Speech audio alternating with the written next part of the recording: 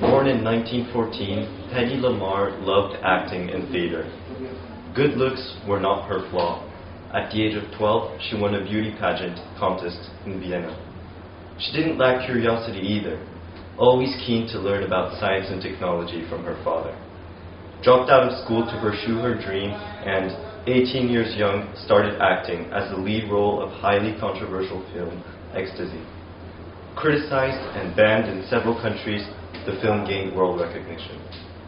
Hedy's career skyrocketed, and she quickly landed in Hollywood. Living the extravagant superstar life, she got bored. She was tired of only being recognized for her beauty. As she said, any girl can be glamorous. All you have to do is stand still and look stupid. She was a creative actress with a creative mind, so why limit herself when she could do both? She developed frequency hopping technology that could defeat the threat of jamming. But a beautiful woman is intimidating, an intelligent one menacing, and a woman that's both was truly terrifying. That's why no one listened as she tried to spread her ideas, hoping to break the code that would make men. This incredible technology would have helped the war, but was never used until 1960. She was so ahead of her time that the principles of her work are incorporated into Bluetooth and GPS technology. Now part of the National Inventors Hall of Fame, Hedy showed the world that beauty and intelligence were compatible and that women could be both.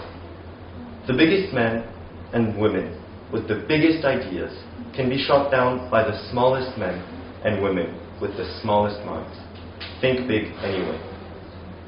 Le monde du travail est un monde où résident des inégalités depuis des années. Un lieu où les femmes sont considérées comme inférieures, un lieu où les femmes occupent un emploi moins qualifié, un lieu où les femmes sont victimes de discrimination et d'agression, et un lieu où les femmes sont moins payées pour le même travail. On connaît tous Albert Einstein, Newton, Hawking. On les honore puisqu'ils ont changé le monde. Mais Rachel Carson, Hedy Lamarr ou Ada Lovelace, on les ignore alors qu'elles ont changé le monde. Des femmes restées dans l'ombre et la pénombre. Certaines ont travaillé sur les confins de l'espace, mais sont restées cachées derrière la NASA. Certaines ont travaillé aux côtés d'hommes, mais elles y sont restées, à côté du succès, à côté de la gloire, à côté de la reconnaissance, à côté d'un futur différent.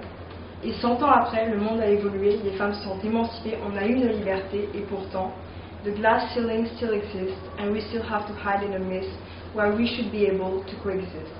Alors que la diversité permet de s'émanciper, on préfère se priver de cette créativité. On préfère dire aux jeunes filles que qu'importe ce qu'elles feront, elles seront moins payées, qu'elles seront discriminées. On préfère fermer les yeux sur ces injustices illogiques. On préfère ne rien faire puisque c'est plus facile de se taire. Like Grace Hopper said, humans are allergic to change. They love to say, we've always done it this way, and I try to fight that. Et c'est ce que nous allons faire, continuer le combat pour nos droits et élever nos voix. The woman is constantly reduced to the role of object, and this role pursues her and follows her wherever she goes, whatever she does. When she walks quietly on the street, at work, and even at school, then we are called emotional, we are overreacting, but that's not true. We are just unheard. Many women grow up told by society that they're just a being that will serve a man, that will please men and have no value if a man does not give it. I grew up in a world where I am told to be careful about how I act, how I dress, and speak around a man, but not in a world where men are told that not everything has allowed them. But I'm still grateful. Many women in the world don't have the chance to go to school. Many women in the world don't have the chance to go to work. Many women in the world can't make their own choices. Many women in the world are not allowed to have a voice. Many women in the world don't have the chance that I have. I want every little girl and every woman to acknowledge their value, their intelligence, and their potential, and all together, let's redefine what it's like to be a woman. Let me introduce you to Simon. Simon is 6 feet tall, has a big beard and orb sheet coming from all the scrumptious food his wife cooks him. When Simon says, pour me some more tea, Simon must pour Simon some more tea. When Simon says, do my laundry, Simone must do Simon's laundry. And when Simon says, don't talk, only nod and smile, Simone, well, she nods and smiles. When Simon says, don't kid yourself, you're a woman. I am a woman. So what? Simone said. So what? So what, said Mary Jackson, Katherine Johnson, and Dorothy Vaughan before getting into the NASA Space Task Group. So what, said Eddie Lamar before becoming the first woman electrical engineer in the United States. So what, said Ada Lovelace as she wrote the world's first computer algorithm. So what, said Eddie Lamar, I am not just a pretty face, as she came up with Simon hopping. Because, dear Simon, the real question is not who is going to let me, it is who is going to stop me. Women have always been idealized as weak, emotional, inferior, all throughout history. But a very small minority managed to pave their way in the military and filled important positions in a world ruled by men. Today, you will learn about one of those women, about a woman who earned the respect and obedience of her own people, men and women. Joseph Bontini once said that she was worth half of his army, of which she could take 20,000 all by her own. Who am I talking about? Who is she? Sadly, little are the people that know her. It's the mistake of history, for the rationment of the legacy she left, the role model she was, the great warrior she still is. Lalla Fatma Sumer, her nickname comes from the Berber word Lalla, which is an honorific title to women for their rank, and as you all know, no title comes that easy. Born in a village in the northeast of Algeria in 1830, education was limited to men, and inequalities were high. Then a rebel she became. She was reluctant to marry, and rumors abound among the villagers that Sumer was inhabited by evil spirits.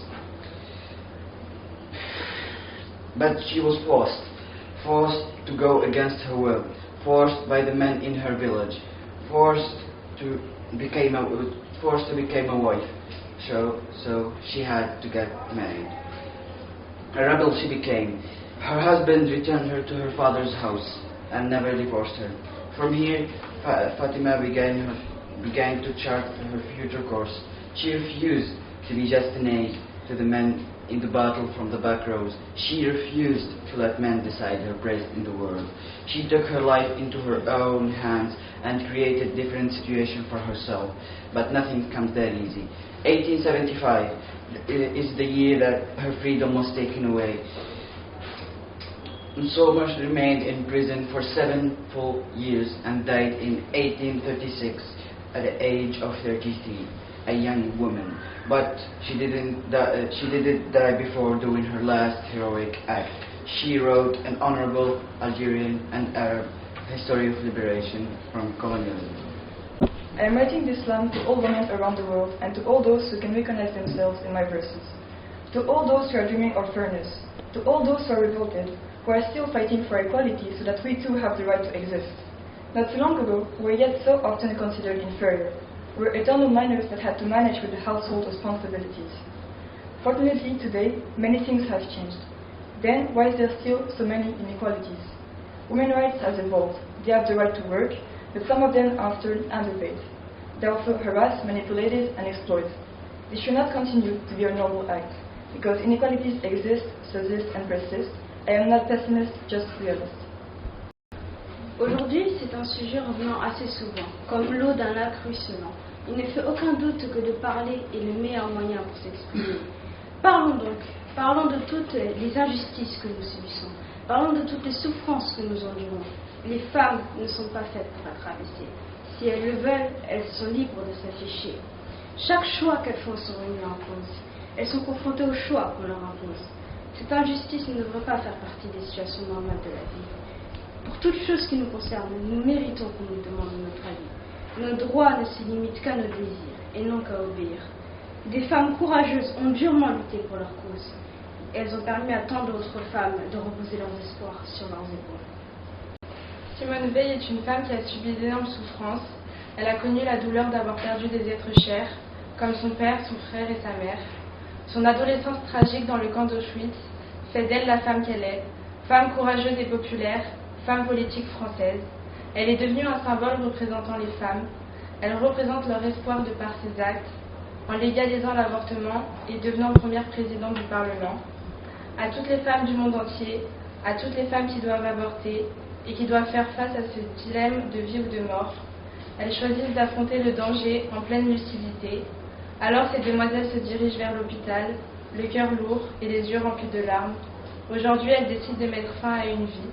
Mais grâce au combat qu'a mené Simone Veil, les femmes ont aujourd'hui le choix souvent compliqué, d'enlever un bébé ou de le garder. Les femmes se battent pour leurs droits. Les femmes se battent pour que leur fille ait un avenir sans tutelle. Les femmes se battent pour ne plus être reconnues comme les épouses des hommes. Les femmes se battent pour une vie meilleure, un avenir, une existence reconnue. Les femmes se battent pour leur liberté depuis des années. 1907. Les femmes mariées peuvent disposer librement de leur salaire. 2022. Les femmes ont un salaire médiocre contrairement aux hommes. 1944. Les femmes obtiennent le droit de vote et d'éligibilité. 2022. Les femmes sont toutes libres de voter. 1975. Ouverture du premier lieu pour femmes battues.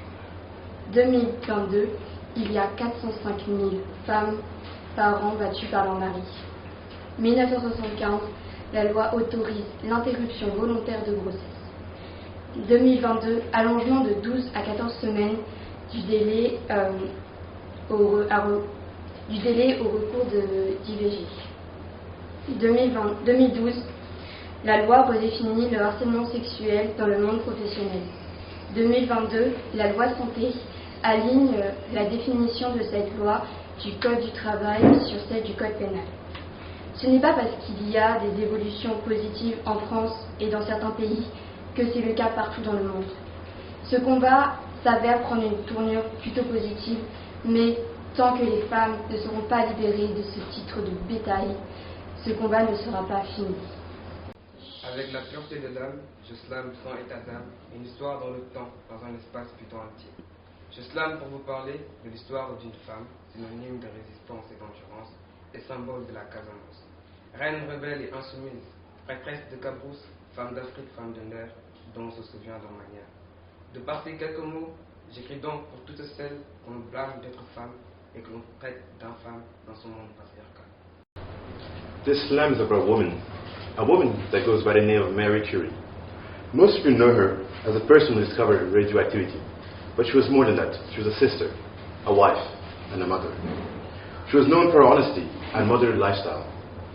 With little to no help from men, she struggled in life. And amid blatant sexism and regular denigration of her contributions to science, Mary Curie made history. She was the first woman to win the Nobel Prize, not once, but twice. She won multiple awards throughout her life. She made history. But in the end, she managed to do it all without a fancy lab. As one of the most famous scientists, Mary Curie has become an icon in the scientific world, and she has received tributes and honors from across the globe. She was revolutionary. Her ambitions equipped her with the power that helped her accomplish her groundbreaking discoveries as a scientist. Marie Curie has proven that there is no limits to what a woman can accomplish. To all the little girls, or to all women that hear this, never doubt that you are valuable and powerful, and deserving of every chance and opportunity in the world, to prove just like Marie Curie did. Homme et femme sont deux mots presque similaires, qui signifient presque la même chose. Pourtant, un des deux doit faire face à de nombreux problèmes, de nombreuses inégalités, injustices et clichés. Pourquoi continuer à dévaloriser la femme si elle comme nous avons besoin de l'autre pour survivre, mais surtout continuer à vivre? Depuis des siècles, les femmes ne cessent de se battre pour leurs droits à l'aide de leur voix. Chaque femme est différente, mais chaque inégalité les rend plus fortes. La raison de ces injustices, c'est une bonne question qui se termine par un point d'interrogation. De nombreuses luttes telles que Emma Watson ou encore Malala chaque jour jusqu'au péril de leur vie pour se battre face à ces problèmes qui ne devraient pas exister. No girl is born believing she can't pick up heavy objects, or that the kitchen is her playroom, that her hair looks too masculine, that her shoulders are distracting, and that a professional career is out of the question. Scratch that. No one is born in this world doubting their capabilities, their worth, or their place in society. So, why are women conditioned to be inferior, be smaller, not take up space, and fear to be too loud? Maybe it's not our mother's fault that they encourage us to have kids or be married before it's too late. Don't be out alone at night, because in fact, it's not. Today, we do hear those phrases a lot less, but our decisions are still looked down upon. Who are you all dressed up for? Who are you trying to impress? You live alone? You must be so lonely without a partner. You want to become a doctor? Do you mean a nurse? You want to have kids and still work? Or forget that. You don't want kids? What's your purpose? So, really, I ask myself why women can't be treated like simple individuals in the society we all coexist in, without the need to be told what to do our entire lives.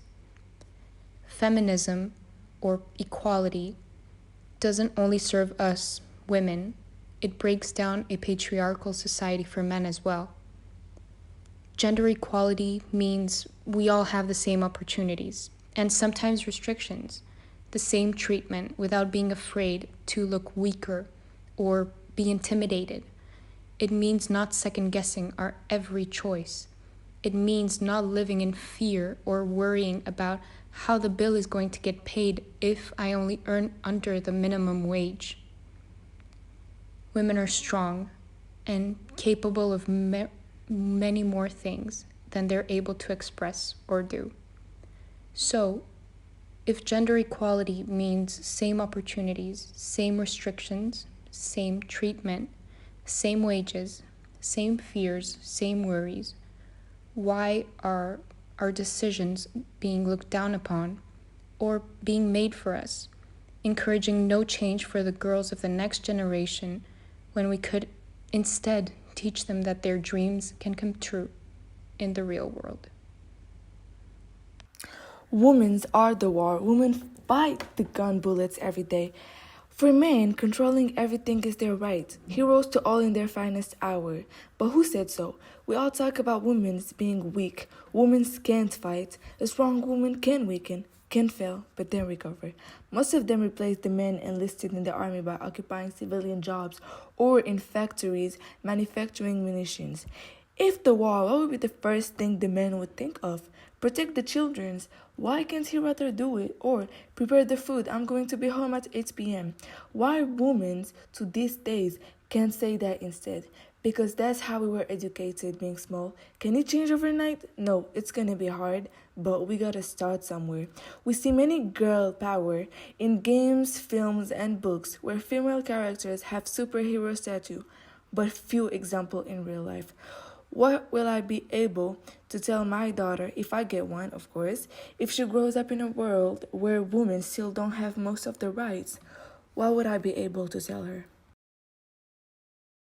I had never thought of it before because for me it was so obvious, but I realized that there are many people who didn't know and who didn't realize how extraordinary women are. They perform all functions very successfully without ever faltering or complaining once. Mother, daughter, sister, wife, they have many roles and duties that she fulfills wonderfully. But they are not only there to take care of others as mothers or sisters. Also scientists, mathematicians, ministers, and many other professions which they exercise as well as men. Most have grown up with this mentality that constantly betitles women and puts them in lower ranks than men, as they cannot do what men does, as they don't have the biological ability to do it. By dint of hearing this constantly, women believe they are already condemned. Hearing the same demoralizing and demeaning things over and over again from an early age plays a big part in their future and their self-esteem. As I speak to you, there are women who struggle just to be able to go to school and study. They just want to learn, know the world, discover new things. Where is the harm in that? Whether we are a man or a woman, we all have dreams that fill our heads and that we want to realize. But tell yourself that many women continue to dream because they have not been able to achieve their dreams. And even if they have achieved their goals, they will not be satisfied because they will always be below men.